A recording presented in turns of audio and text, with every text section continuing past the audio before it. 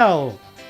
Y qué lindo esto de compartir con un escritor magallánico, Alberto Aguilar, para conocer un poco también parte de su historia como escritor, siendo de los nuestros, hermanos nuestros, magallánicos, y qué lindo. Alberto, ¿cómo está? Buenas tardes. Muy buenas tardes. Bueno, Muchas gracias por la invitación. Gusto de compartir contigo en esta oportunidad, ya que estás basado en la parte escritura, literaria, ¿cierto? Entonces, bueno, es lindo de compartir y cómo nace Alberto Aguilar, magallánico, cuándo, cuéntanos un poco para la gente que sepa también. ¿Cuándo comienzas tú ya a marcar la literatura y plasmarlo, dejarlo? Bueno, la verdad es que yo comencé la literatura no tan tempranamente como pasa en muchos casos, sino que más bien después que salí de la escuela. Ya. Fue, por así decirlo, es como más bien tardío mi práctica literaria. Ya, ya. Ahí incluso comencé con el gusto literario, con el hecho de escribir también, como a los 18, 19, 20 años, por ahí recién empecé como a tirar algunos apuntes ahí en el cuaderno o en la máquina de escribir. ¿Eso se guarda? ¿Se guarda, Alberto? ¿O no? De repente uno quisieras recuperar eso que alguna vez dijiste, bueno, no, lo voy a ocupar y tenerlo. ¿Fuiste guardando después, sí, tu material? Pucha, yo lamento que lamentablemente no lo guardé. En ese sentido fui muy crítico y a la vez muy imperioso conmigo mismo. Y lamentablemente cuando algo no me gustaba lo iba botando. Mira. Sí, quizás podría haber juntado mucho material, incluso como recuerdo por último. Claro que sí. Lamentablemente lo pescaba, me decía, no, esta cuestión no sirve, y al tacho. Porque hoy por hoy eres un profesional de la literatura, entonces al ver tus comienzos, cómo empezabas a hilvanar, porque, Sí. o sea, uno dice, claro, escribir, tiene redacción, todo el cuento, pero hay que saber concentrarse, meterse para llegar a la persona que va a deleitarse con la escritura. Entonces también es un trabajo, no es una cosa de llegar de la noche a la mañana y empezar a escribir, de hacer un libro menos. Entonces, por eso digo yo, hay todo un trabajo ahí que se empieza a generar, y siempre le digo a la gente por dónde comienza esto. Bueno, después de la universidad, ¿de dónde empieza? O antes, la básica. Bueno, yo... la universidad para mí también fue importante. Yo estudié arte convención en teoría e historia del arte. Ya. Entonces, en ese sentido, es una formación que como escritor ayuda mucho. Ya. Porque obviamente todos los contenidos artísticos a uno le van dando también ideas de cómo poder desarrollar después un tema literario, por ejemplo, vinculado con el arte o con otras cosas parecidas. ¿Cómo ha ido creciendo esta parte literaria, Alberto? Porque ya creo que llevas un par de años. ¿Cómo va por hoy? Por ejemplo, yo siempre fui malo para la lectura, no me gustaba. Agarraba un libro, pero malo. Después, cuando uno entra en medio, tienes que empezar a darle lectura para irte un poco preparando también, ¿no? Dentro de eso. Entonces, fui re malo para eso. Entonces, ¿cómo tú ves hoy día la juventud? ¿Está entusiasmada? ¿Le falta una inyección? ¿Qué le falta? Yo creo que como en todas las épocas hay gente que le gusta leer y gente que no le gusta leer. Ya. No creo que hoy día haya tanto un déficit de lectura, así en términos de lo que es leer literatura. Ya. Hay gente joven que le gusta, que le gusta leer. O sea. Ahora, tus libros, Alberto, ¿por dónde van enfocados? Bueno, mi último libro está basado en una experiencia bastante personal que tiene que ver con que después que yo publiqué mi primer libro, por allá por el año 2001... ¿Qué nombre tiene? Esa novela se llama Diario de un descenso. ¿Novela? Sí, una novela. Claro. ¿Ya? Entonces, después que escribí ese libro, la verdad es que, bueno, como todo escritor o como toda persona que practica algún tipo de arte, quiere seguir desarrollándolo. Ya. Lamentablemente pasé por una sequía de muchos años. O sea, hubo mucho tiempo que pasó que lamentablemente no podía concluir esa segunda obra que yo quería hacer. Bastantes años pasaron. Lo que por un lado me provocó también mucha frustración, incluso hasta a los niveles de pronto de querer abandonar la literatura por pensar que en realidad, bueno, que el primer libro puede haber sido un destello nomás Claro. y que fue eso. ¿Qué es eso? Claro, incluso estuve a punto, en verdad, sinceramente. ¿Qué te inyectó? ¿O cómo dices tú? No, acá tengo que seguir. ¿Qué pasó ahí? ¿Por qué te inyectas? Y dices, voy a retomar. Por algo tiene que haber pasado. Algo que pasó en tu vida. Sí. Algo sentimental, no sé, familiar, algo, pero algo tiene que haber, algo ahí. Claro, llegó un momento en que yo, tratando de buscar temas, de pronto me di cuenta que el tema estaba mucho más cercano de lo que yo creía, que era el mismo hecho de haber padecido esta especie de sequía literaria. Ya. Entonces empecé a basar mi relato, mi historia, en un escritor, no yo obviamente, sino que un personaje ficticio, Ya. que efectivamente había tenido problemas con la literatura. Ya. Entonces lo coloco en... Este personaje se va a las afueras de la ciudad, por así decirlo, como a las afueras de Punta Arenas, a conocer en la casa de un escritor que había padecido el mismo síndrome de alguna manera de sequía literaria. Ya. Tratar de buscar ahí de algún modo tratar de buscar el tema, qué sé yo, y de pronto entonces el personaje empieza a pasar por un montón de problemas que lo afectan y que esa ansia de querer escribir finalmente no le resulta. Y eso yo lo conocí bastante de cerca durante todos esos años en la cual yo efectivamente no quedaba conforme con lo que yo quería escribir. Ya. Entonces por ahí salió la inspiración, por así decirlo. Estábamos muy cercanos, muy... Obviamente que lo que yo cuento no es lo que me pasó a mí, sino que es todo figurado, es todo simbólico. Pero ese detalle me sirvió como para decir, chuta, aquí tengo un tema. Po. Ya. El tema del escritor que quiere escribir y le cuesta y no puede. Alberto, los recursos tan hoy día, bueno, los gobiernos de turno que corresponde dan facilidades para inyectar a nuestros escritores también, o como toda cosa, tiene que existir alguien, un pituto, llamémoslo, para ir haciendo el trabajo. Cuéntanos también esa parte, ¿no? Yo creo que existen algunas instancias de apoyo. Yeah. Por ejemplo, todo lo que son de pronto los proyectos, las becas, los premios, de pronto a un escritor le ayudan. En términos que siempre lo económico va a ser siempre una necesidad para hacer algo, cualquier cosa, por más chico que sea. Exacto. Entonces, de pronto si uno recibe una beca, un premio, y eso es bueno porque le da tranquilidad también al escritor para poder no pasar, al menos por un tiempo, las zozobras, digamos, que tiene la vida misma, económica y ese tipo de cosas. Entonces yo creo que sí, de algún modo hay algunas instancias de apoyo. Pero obviamente yo creo que siempre hacen falta muchas más cosas. De apoyo, por ejemplo, no solamente a los escritores, sino que también al público lector. La relación entre el escritor y el público. A veces es eso lo que hace un poco de falta. Tiene que cautivar el escritor al público, o sea, que se entusiasma, apenas empieza a tomar las primeras letras de la lectura y ya empezarse a sumarse y no soltar el libro. Claro, que yo de pronto a veces lo veo en los colegios. Lamentablemente creo que el ramo del lenguaje, cuando pasa un libro, después los exámenes, las pruebas, son demasiado formales. Entonces le preguntan a los alumnos cosas demasiado de lo que es la estructura literaria. Más allá de preguntarle, por ejemplo, al alumno qué imaginó, qué sintió con el libro. Claro. ¿Qué pasó con el personaje? Si el personaje se identifica, si esa persona se identifica con algún pasaje del libro, por ejemplo, ¿qué experiencias trae de haber leído ese texto? Yo creo que ahí falta un poco, porque el alumno termina de alguna manera leyendo, tratando de codificar qué es lo que el profesor le va a pedir para el examen, para la prueba. Y no se deja llevar por la imaginación, que es efectivamente lo primordial cuando uno lee. Más allá de si te van a hacer una pregunta para colocarte una nota. Entonces yo pienso que ahí falta un poquito de parte de los profesores de humanizar un poquito más la literatura y no hacerla tan maquinal, por así decirlo.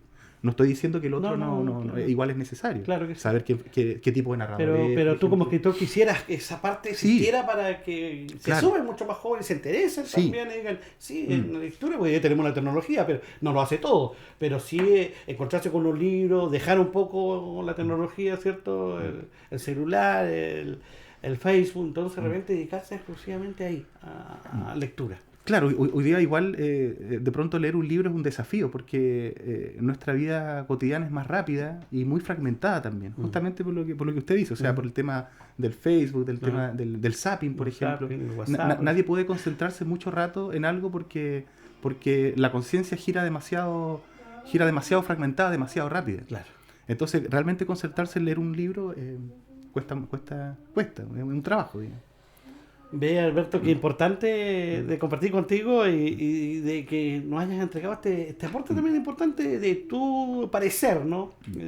Para que vayan algunas cosas cambiando. Y de ahí viene entonces, porque quiero que me cuentes también la caja vacía. Sí. Este libro que vas a presentar y cómo nace Sí. ese trabajo. Mm.